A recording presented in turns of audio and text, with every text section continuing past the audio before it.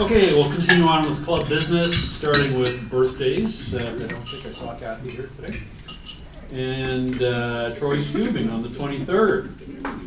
So they're not here, so we don't have to do anything. Wedding anniversaries, Jake, Thomas, and Kelly are on February 22nd, and Graham and Louise Gardner on the 23rd. Last night, and I'm going to read it to you. It says, "Hi Ed, just wanted to let you know that it's easier to donate than to receive." Laugh out loud. With many transplants, there are a lot of unforeseen complications, but the care is exceptional and the results well worth it. This is my 9th week in the hospital and I'm still learning to walk, but not on my own yet. I did walk 100 meters yesterday with a few stops along the way. I'm on a liquid diet. I've lost 30. Say for Graham. Say hi to the club and looking forward to seeing you all soon. Thank you and best regards, Graham Gardner. So very topical, and it sounds like he's on the upswing. So he had some challenges after the surgery. He's up and down a little bit, but he's walking now. So 100 meters is a positive sign, I would say. So that's from Graham. Liddy last week, and John, are you okay to make the motion to make a donation to them? Sure. On behalf of the club, the grants committee recommendation, I understand, was approved by the board. Yes. And we're bringing to the membership Kids Ability to be paid this year, hopefully before March 31st. Yes. If approved. Yep. And I think Brandon would be glad to second that. I would. I think that we designated the money to the Spark program. Is that correct? Yes, same as last year. Okay. In the presentation that Linda Kenny and Lisa had here last week, sort of addressed some of the success that they've had with the Spark program. So it doesn't use in the annual year. Yeah, at the Kids Ability Center. So Joe, you can put that on the check if we got one. Any discussion on this? We've got a motion on the floor. That looks like there's no discussion. All in favor, please raise your hand. Any opposed? That's unanimous, I think. So, Brad, if you could get that in the minutes, so we have a document. How much was it? $30,000. Great organization. They do great work, and you should feel good about yourselves having supported them in this program. We're really helping some kids that need it. A few other things. We had a board meeting last night, and a few other things came out of that. If you're a member, Gord, if you're watching, if you're a member and you tune in on either Facebook or Skype to watch the meeting, please let Karen Boyd people either going in on Skype to view it live or through Facebook, I think it is, to stream it. And so if you do that, just send Karen an email saying I did that, and she'll mark your attendance down. So don't forget to do that. January to June, please do that. Please sign up. And it's not a lot of work, and it's a little bit of fun, and it's a great fundraiser for us on that. Last night that if you bring a prospective member to a lunch, just to show them what. Also, if you're doing that, if you bring a member and they seem interested, please let the membership committee know so that they can be supportive also. And they might contact the person and tell them about a little bit more about what's involved, what some of the responsibilities are, and so on. But it's good to keep the membership group in the loop so that they can improve the odds for success. So please let the membership group also know if you've got a prospective member here. I think that's it. That's all my news. Do any members have anything that we need any business that we need to deal with? David. There was something last night. Dues can be done by Visa, MasterCard. Oh yeah, you're right. You're right. So it's a lot of us are paying using our credit cards. So I think it makes life easier for Judy. Is that correct? Either pays the bills. But you like Visa? Okay. So if you can use your credit card, I guess there were some people who didn't know that, but receivables have dropped. We're a little better at keeping them current, so that works really well. So good point, Dave. Thanks for bringing it up. Bill? So on that vein then, Judy, can you just keep people's Visa number on hand, or do you prefer not to do that? No, I keep it on hand. I keep it on file. Therefore, they don't have to take it? Yep. No, only, I process it automatically. Okay. And I only have to let you know when your expiry date on your card goes out of okay, sync. Yep. So it's pretty slick. Yeah, works well. 22 cents. 8:44. Neil, you won not too long ago. I don't think you should. You should just forfeit. No, you were. I think it's one of my first meetings. Very. That's about as far from black as you white. And 8:34. Mix up the job. John Vickery, is that you? Again. Oh, unbelievable. Yeah. Ray like the black. I swear I even We don't mind you coming up as long as you don't pick the black marble. Perfectly clear. The file was on. That was about this close. In there still. Is it in there? Or you guys do Yeah, it's in there. every week? And we'll move on to Rotary trivia. I'm getting tired of giving out this wine, so I'm going to make them harder from now on. Name one of the keynote speakers at the International Convention this coming June. Name one of the speakers. Sorry, what was that again? Nope. Name one of the keynote speakers at the upcoming Rotary International Convention in Toronto. Oprah Winfrey? Oprah? No. Michelle Obama? No. Barack Obama? No. Michelle Obama. No. Donald Trump? Justin Trudeau. Have you guys been to the website? Go to the website. and- No, they're all women but one. And They are all women. They're all women but one. No, Ivanka Trump? they're all women. I went this morning and looked at the website. Unless they must have bumped There's the a guy guy with a up. homeless project, I thought. Oh, maybe I didn't go far enough down. Anyway, Lazarus. I've got 5 names here. They're all women. He's old. And you guys, failed today. So I'll tell you who they are. Helen Clark, who's the former Prime Minister of New Zealand. Dr. Isis Mahayas, she's in charge of water and sanitation at the Rotary Action Group. Jane Nelson, Director of Corporate Responsibility at the Harvard Kennedy School. Anya Nikolova, Rotary Global Grant Scholar at Yale University. And Carol Stern, who's the President and CEO at UNICEF. Decisions about end of life, and encouraging them to consider organ and tissue donation as a next step for their loved one. It's very fulfilling. I was actually reaching a point in my nursing career where I was hitting a bit of burnout. The patients that I take care of on a regular basis are extremely sick, and survival rates are not great. And there comes a point in your life where you realize that you're working really, really hard, and there's not a lot of good ending at the end of the day. And that was starting to really weigh on me, so I decided that perhaps seeing something good coming out at the end of the day was what I really, really needed. And it's been a great career move for me to add that in addition to, and it's my pleasure to talk to people and to offer them this gift. And hearing that you guys have a member who is currently recovering from a double lung transplant makes me super happy that maybe somewhere along the way I was involved in that process, and that's kind of cool. It's really exciting.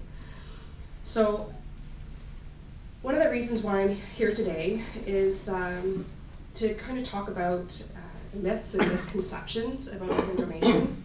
How many people signed their wallet card 100 years ago? Yeah, see? How many still have their wallet card? How many people think that their wallet card will help them? Okay, so that's pretty common. Automation, computers, all that sort of stuff has kind of changed how we look up people. So we're not going to go digging through your wallet to see whether or not you've got an organ donor card. The hospital's not going to do that. In fact, when you come to the hospital, 99% of staff will never ever flip over your card to see whether or not it says donor on the backside, because they don't really care. Their job is to take care of you and to treat you and to do everything they possibly can. In fact, hospitals do not have access to the information apart from whether or not it says that on the back of your card. So if you didn't sign up at, say, the License Bureau, or you did it on your own at home, they would never know that you wanted to be an organ donor.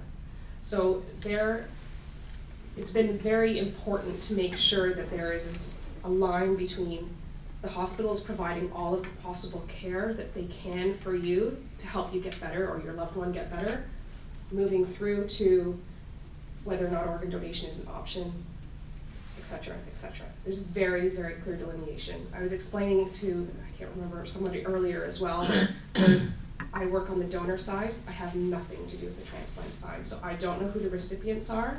I don't know how they're doing. I strictly work with the families and getting them to that point. And it's so that there is a clear line and no preferential treatment for anybody who is potentially an organ donor or an organ recipient. I kind of like it that way too. It makes it a little easier for me. So when we receive a referral at the Trillium Gift of Life Network, it was because a family has made a decision, an end-of-life decision, or a patient has met certain clinical triggers, so the staff know that if there's a very grave prognosis or there's a really strong probability that this person's not going to survive this ICU stay, because it does have to come from an ICU kind of environment, they'll call us and say, I think I have a potential patient for you. And we keep a list and we kind of track we'll call every day and just kind of see how things are going to make sure that a coordinator is there when the time is right and not before and not too soon. We strongly discourage physicians or clinical staff from talking with families about organ donation because it can truly skew the mindset of a family who is about to make a really tough decision. The number one question, is the hospital actually doing everything to make sure that my loved one got all the treatment they needed? And if a physician asks that question or a medical person asks that question from that side, that question is always there in the back of their head. So we ask them to leave that part alone and leave it to me, or leave it to the people that I work with as well, who are all excellent and highly skilled, and just because numbers are great. Yep. So since 2015, so I'm going to give you the last 3 years data. There have been, in 2015, there was 269 organ donors in Ontario. In 2017, we're up to 347. 2016 was our best year ever with 351. When you think about that in correlation with the number of deaths likely in Ontario, over 300,000 deaths. Okay, and you get 347 organ donors. All right, but which is what makes organ donation so valuable. It's a very rare occurrence. It seems like it happens all the time, but it's really not. And why we are encouraging so many 3.9 million people who have registered as an organ donor in Ontario, but there are 12.2 million people that carry health cards. So that's really only a 32% sign-up rate. So. And a lot of people have been like, oh, yeah, well, I'd love to do that, and they never sign up. And then their loved ones, it's kind of shocking. And here in the Kitchener-Waterloo area, we have a 40% sign-up rate, so we're above the provincial average, but we're lower than Sudbury. They have 50%. Yeah, that's good. I'm shocked by that number too. It seems really low to me. Doesn't it? Now, you said those are organ donations. Organ donors, not including living donors. Yeah, so if I die tomorrow and I've donated my organs, what are the chances that one or several of my organs are going to be used? Is it a high chance or a low chance? If you're a healthy individual, then there is a very good chance that your organs will be used. We actually encourage people to sign up regardless of whether or not they feel like I'm not healthy enough, or I've smoked like a chimney for years and nobody would want anything I've got. You know what? There's all kinds of, science has evolved just as much as anything else. And for those people that have smoked like a chimney and quit 10 years ago, Ontario developed technology from Toronto General, where you can actually recover lungs from somebody and optimize them outside of the body and transplant them 24 to 36 hours after recovery. From a smoker. From a smoker, from somebody who is maybe not perfect. The capabilities of science is astounding. We can do similar things now with livers as well. Hepatitis does not rule you out, because hepatitis C can now be cured. There is medications out there to cure hepatitis C, and there's people that would rather risk the chance of having hepatitis C than die. Maggie? Yeah. Does this include eyes? No, this is we're just talking just organs. Just so eyes, bones, skin, tissue, and that sort of thing all fall under tissue donation, which is also a big part of what I do. It enhances people's lives. one organ donor, a healthy organ donor where we recover all organs and multi-tissue, can save the lives of up to eight people, and enhance the lives of up to 75. Very neat. Yes? You mentioned 347 organ donors in that specific year, so how many people today or any day? And where do the lungs fit into that as far as scarce, or that's normal, or? What's 7 people on the wait list in 2015, we're down to 1527. And it's virtually the same. Most of those people that are waiting for kidneys. Say there's around 50 in Ontario waiting for lungs right now. And those waits can be long, right? Mm-hmm, they can. People who are waiting for a kidney can wait up to 7 years. If you're unable to give blood, Mm-hmm. can you still give your organs? Yes. So one of the things we do through the part of the testing process, once a family gives consent for organ donation, we start testing. And the first thing we do is we draw blood to send off to ensure that it's safe. Okay. So I can't donate blood. I spend okay. I used to donate blood, but apparently I might have bad cow disease, so I'm a little worried about that. We have a question on that. Do they donate blood in England? I'd imagine they do. Oh, they live there too long? Yeah. Maybe they're just not allowed off the island. I don't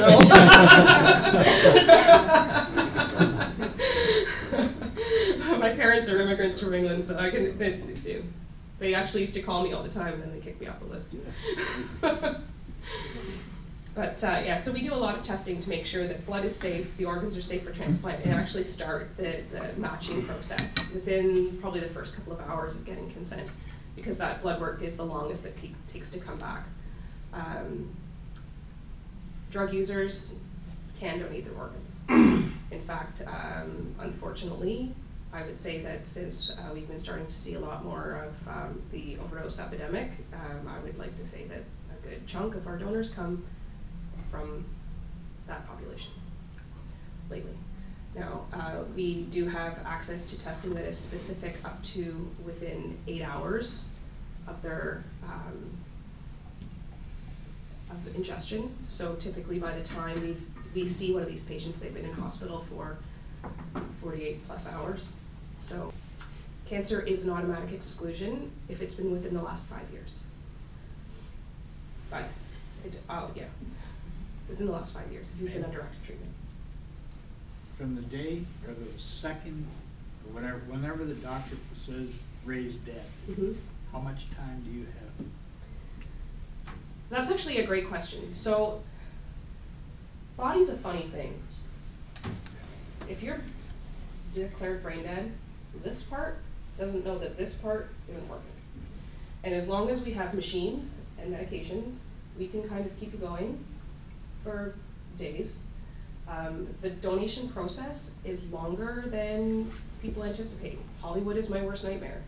We don't say you're brain dead and get you to the OR in 5 hours. It's never happened. It's not going to happen. It usually takes, realistically, 24 to 36 hours before we can get an OR time, sometimes longer depending on weather and where the teams are coming from to recover. I know that currently there are a couple of cases in Ontario which have made the news, where we have patients who have been declared neurologically dead, and the families are unwilling to allow the hospitals to remove the life supports. So with medication, we can keep somebody going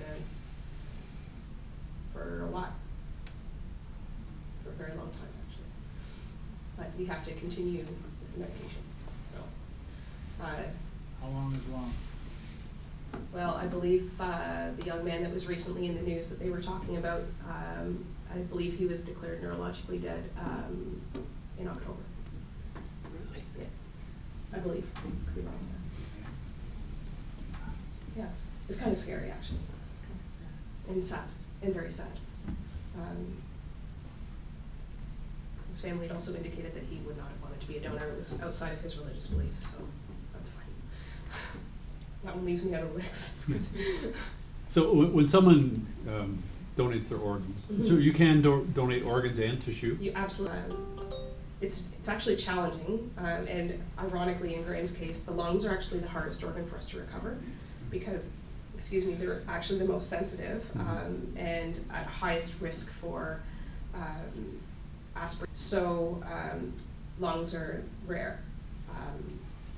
We're always excited when we get to recover a heart. It's always exciting because, I don't know, the heart's actually seen them recover a small bowel. I believe there's one person waiting for a small bowel right now in Ontario. Are there always anti-rejection drugs with every donation? Yes. Forever? Forever. Yeah. That's, your body needs to be able to protect the organ from getting beat up by your immune system that says there's a stranger in there. That's not mine. So that's why we need anti-rejection drugs. Do the organs harvested here get sent all over the country?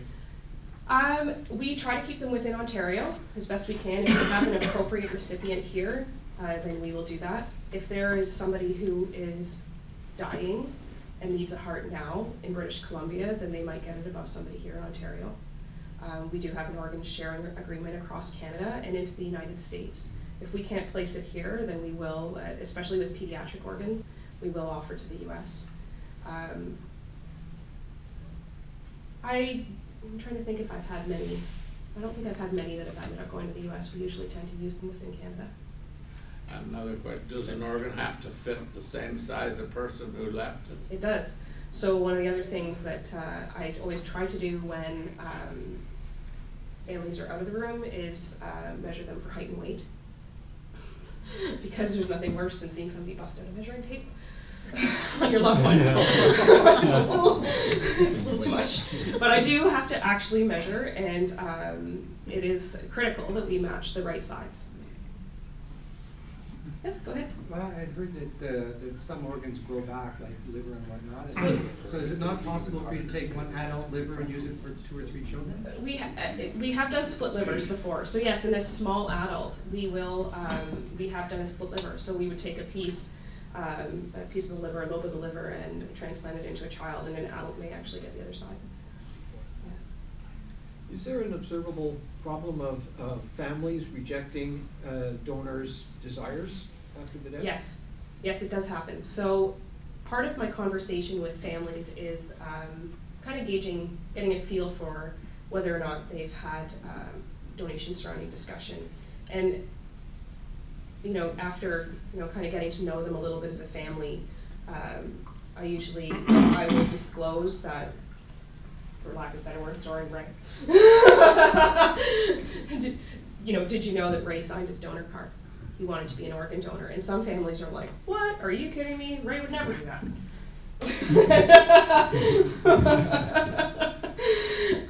and wow, that's a huge surprise. And well, I guess that's kind of, maybe who Ray was. And, other people are, oh, absolutely, I totally forgot about that. Never would have thought that he could be an organ donor, but that's neat. So you get a very engaged, but you'll also get people who are like, I don't care that Ray signed his donor card. We're done here. So speaking of Ray, what about age? Is old age a determinant? No. Apparently not. They're still taking it. Platinum blonde. In a patient who is neurologically deceased, there is no upper age limit for organ donation. Our oldest donor was 90. Wow. Recovered a pair of lungs from a 90-year-old. Hardly worth going home. Just with the issue with the cancer piece. So Yeah. if I was on like the donor list when I needed something, right? Right. I was really close to if you don't get something within a day, Right. you're not going to make it. And there's a match, but they had cancer, whatever kind. Is there any option for that person to say, I don't care, man? Like I want. Unfortunately, no. Really? Wow. Yeah, it's when we take a referral, one of the first questions is there any history of cancer? And if the answer is yes, then if it's within the last 5 years, we won't proceed with an approach. Does that include minor forms, like say like basal cell? Like a basal cell, no. But like a breast, usually it's fine. Go ahead. So if this is something we wanted to do, can you tell us what the correct procedure is? Because I think I may have a card in my wallet, and I think I may have gone online at one point, but I don't remember. We, there's now a website, because everything is online. So beadonor.ca, you can actually check whether or not you have registered previously, or whether or not the License Bureau or Health Card people actually registered you. And at that point in time, if you haven't, draw organs and tissues. Some people are funny about eyes. And it's, I think the number one thing is like, oh, just have the eyes. It's like, okay, okay, but we'll see. We'll see. Eventually, yeah. But it's all going in the fireplace. It's well, and that's kind of, you know, other people's thought. Well, I'm not using it. They're not using it anymore, and we're going to cremate them anyways. So you take whatever you can get. And this all happens on verification afterwards that it was me doing that? Or? Well, I've already signed you up, man. You need to have your health card. Oh, You okay, need to have there your you health go. card and input that information, so then it gets tied in. So I think I forgot, maybe forgot to mention this part at the beginning. When we get a referral, we look up your, based upon your health card, whether or not there has been a previously registered consent. And some, you know, I'll see them and they registered back in 2000 or whatever. So, and the other side of it too, when I talk to families, is like, yes, he did register his consent. It was a while ago. Do you think there's any reason why he might have changed his mind? Yes, families rescind an implied consent from all the time. And can family, if it's not registered, so can family decide and say yes, we'll? Absolutely, absolutely, and I would say probably a good, probably 40% of 40 or 50% of families are very happy to donate, even without having a preference. Saw a lady on TV recently donated she was a live donor of a kidney. And how much of that goes on? People have 2 kidneys, they only need 1. It happens pretty frequently. I'm not going to lie, I don't have a whole lot of information about the live donor program. I tend to deal more, I just deal strictly with the deceased donor side of things, but it does happen. I think there's more, it tends to be more of a directed donation, so you know, parents donating, or children donating to parents, or you know, whichever, so to somebody they know usually. What percentage of people who have provided consent do the families overrule? That's a good question. I would say it's in my experience, it's been pretty rare. Okay. Usually families are quite happy to know that Ray made that decision. So then why is there only 357 people? Like that's, I guess I'm kind of curious as to why this isn't just a natural. Why isn't it natural? Yeah, I share the planet with everybody. Why wouldn't I give what I can when I can give no more? A lot of people cite religious reasons, or they don't, or timing issues. They think it's something they wouldn't believe in, wouldn't want to be cut up, that sort of thing. There's all kinds of reasons, but also when we do get consent, I would say a lot of people get ruled out based on medical suitability. How is it done in other, and last question for me, how is it done in other jurisdictions in the world? Is there like any other countries where they go, look, it's right off the bat, it's consent, and if you don't want it, you go on to a line and you say you don't? Spain is the #1 in the world for organ donation. They will cannulate and flush you on the side of the road if you're in a motorcycle accident. Paramedics will do that. They presume that you are an organ donor unless somebody says otherwise. When our physician team was over there, fascinating story, they were witnessing, don't get into an accident in Spain.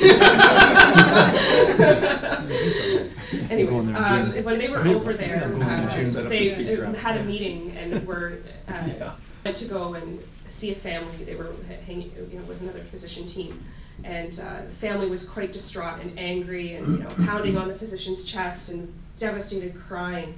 And our physician said to them, "Oh, I guess they're really upset that he died." And they're like, and he said, "No, they're really mad that he's not an organ donor. He's not a candidate to be an organ donor." The family was furious that he couldn't donate. So the mindset is completely different in other places. Spain has implied consent. which is what you're saying, everybody's a donor unless stated otherwise. I believe the UK is going to that. There's many areas, many countries in the world. They talked about bringing that in here, and I believe it got voted down because we're too nice. Sorry. I think we're too nice. Or something, and they wanted to offer people choice. Do you have an idea of how long a patient would last after the donation on average? How long a recipient? Yeah, a recipient would, how long would it extend their life? 10 years plus. I mean, it depends on how you do and rejection, all that sort of thing, other disease processes. Some patients do develop a cancer related to having their body immunosuppressed, and that's often a challenge. Kidney recipients, so actually getting a kidney doubles your life expectancy after being on diet, as opposed to being on dialysis. And what are the costs involved? Do you have any idea? Like It's funny, for the transplant? So it's an expensive process. So to, I think, I'm trying to remember what the last number I was told. So to actually get to donation and transplant tends to work out to be about $60,000 a person over the first couple of years. Now, coincidentally, say a dialysis patient, depending on what their treatment plan is, yearly, a single dialysis patient costs the system between $56,000 and $100,000 a year. So if we give them a new kidney, after the second year, we save between $33,000 and $84,000 per year after the second year. It's kind of neat. So it's good for financials as well. Those are funny. Yeah. So this guy, I guess, goes back to the ownership of the person, of the body once the person is not occupying it anymore. Mm-hmm.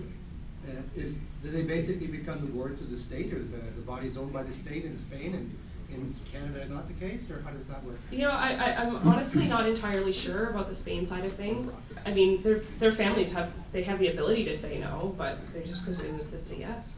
So I think you have to register your no. I'm not really entirely sure on that side. Here in Canada, Ontario specifically, we have a hierarchy of consent, of course, because we have a hierarchy of everything. Your substitute decision maker, whether it be your spouse or whether or not, or a power of attorney, your power of attorney has first priority, first say if you have children, and then your parents. So yes, I have had to get consent from teenagers because they've, they're divorced or they are one single parent family, and if we're talking teenagers under the age of 16 Act.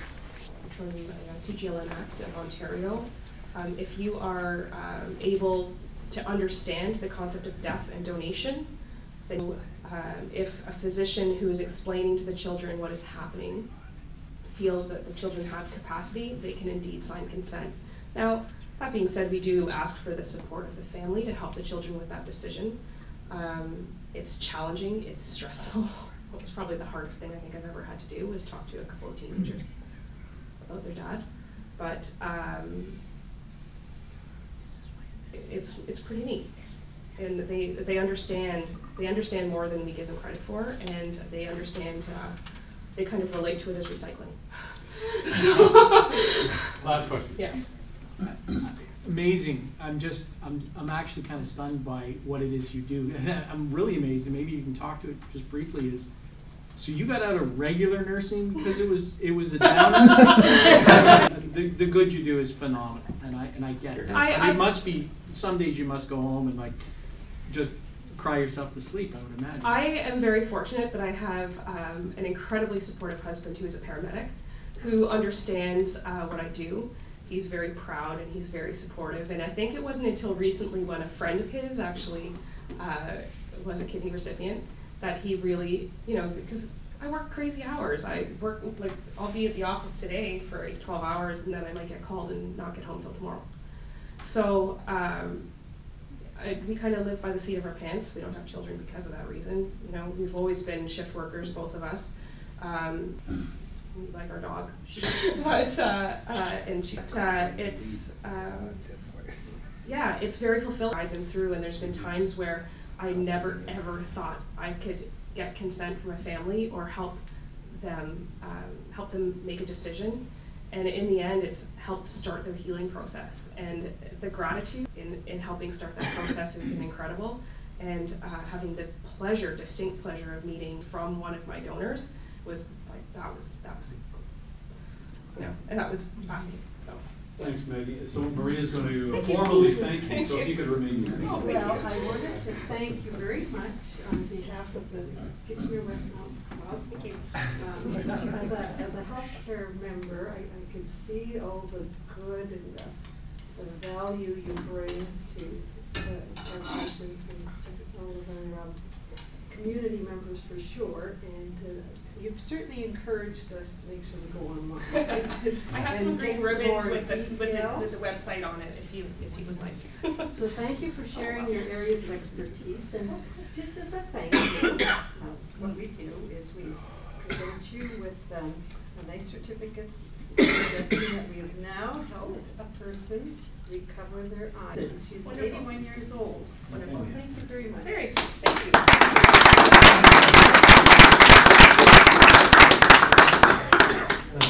Oh, you're very welcome.